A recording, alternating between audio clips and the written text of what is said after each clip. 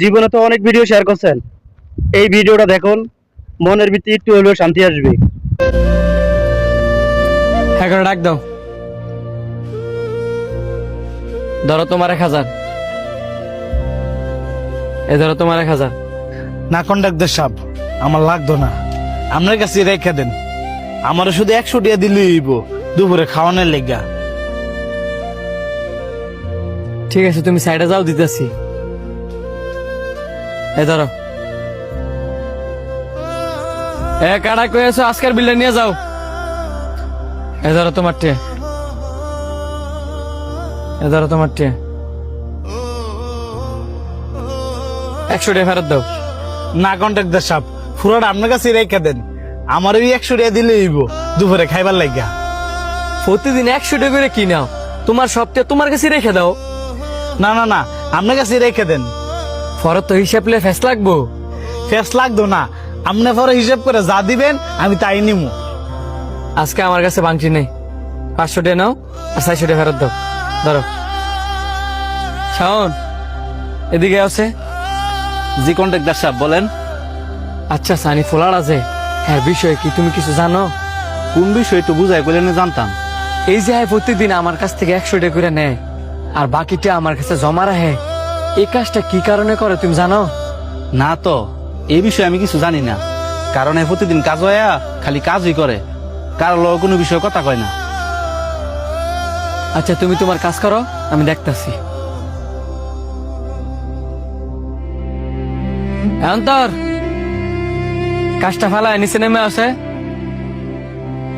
জি contractor সাহেব বলেন।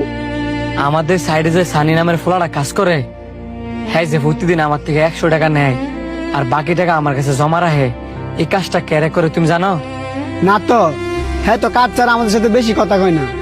তোমরা জানোটা কি? যাও। এ ধরো। এ ধরো।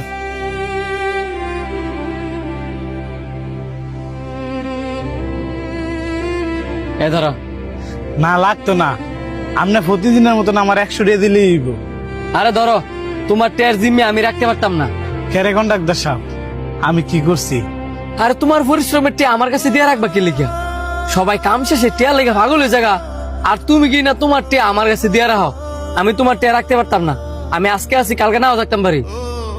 মানে? আরে বেড়া, আজকে আমি বাচ্চা আছি, কালকে আমি বাচ্চা নাও থাকতাম পারি। তখন তোর ঋণ পরিশোধ করবো গাড়ায়। কন্ডাক্টর সাহেব, আপনি মরে গেলে কোন দায় দেবেন নাই। বৃষ্টি নামতেছে, তুই সাইডে আয়। আচ্ছা তোমার সমস্যা কি কৌছে? টিয়া নিতে চাও না রে? আমার কাছে টিয়া থাকলে আমি নষ্ট হয়ে যাবো গা। না ফেসায় বুঝায় কও। যার ঘরের গার্জেনই বালা না, হ্যাঁ বালা থাকে কেমনে?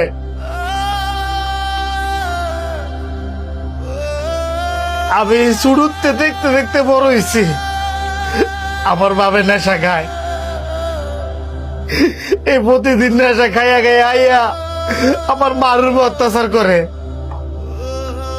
আমার মারে অত্যাচার করতে করতে করতে করতে আমার জীবনে তো আমার মারে সরাই দিছে। আমার বাপের এই নেশা খাওয়া দেখা দেখা মা হারানোর দুঃখে কষ্টে আমিও নেশা খাওয়াইছি।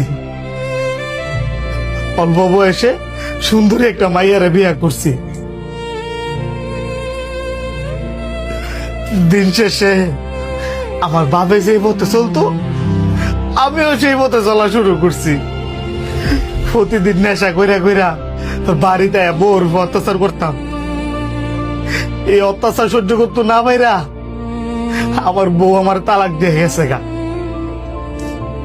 এরপরে তো নিজের শুধরানোর চেষ্টা করছি। এই কারণে টিয়া নিজের কাছে রাই না।